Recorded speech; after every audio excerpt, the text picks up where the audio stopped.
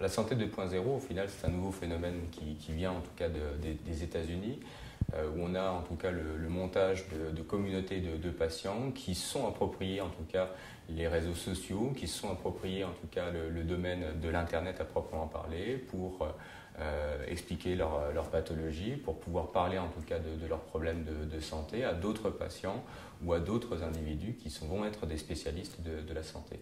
Donc c'est en tout cas ici la conséquence de l'évolution du web participatif qu'on a connu de façon traditionnelle avec le fameux web 2.0 qui a ouvert en tout cas la possibilité d'échanger entre consommateurs sur différents types de produits, sur des services, etc. Donc de donner en tout cas la parole aux clients.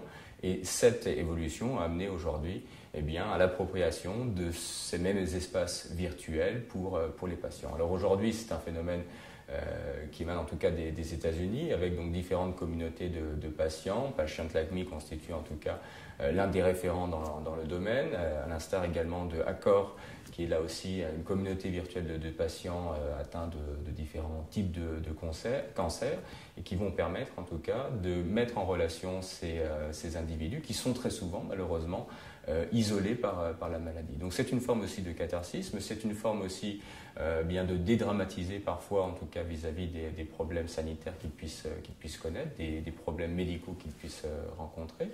Et puis, c'est également d'autres effets positifs, c'est de la veille, en tout cas sanitaire, c'est de la pharmacovigilance qui peut être entreprise. Et on prend l'exemple très souvent des communautés de patients reliées à la maladie de Crohn, où au final, on a identifié plusieurs années avant véritablement les experts dans le domaine, des effets indésirables liés à différents types de médicaments. Donc, il y a un effet positif vis-à-vis de ce développement des communautés virtuelles de patients. Il ne faut pas le cacher, bien évidemment. Il y a aussi des effets malheureusement négatifs, des variables que les gestionnaires ou que les juristes doivent aussi intégrer, tout ce qui est lié à la sécurisation, tout ce qui est lié à la divulgation de l'information du dossier patient. Et l'objectif ici est de démontrer aussi tout l'enjeu relié à cette santé 2.0 qui identifie un côté transversal extrêmement intéressant, qui va intéresser des juristes, qui va intéresser des gestionnaires et qui va bien évidemment intéresser les médecins et les praticiens pour mieux comprendre aussi les problèmes, pour mieux comprendre en tout cas les desiderata de leurs patients. Et ceci influe sur une mise en relation et un changement du paradigme qu'il puisse y avoir. Changement de paradigme au sens où le médecin était le détenteur du savoir à proprement parler et le patient était dans un rôle plutôt passif.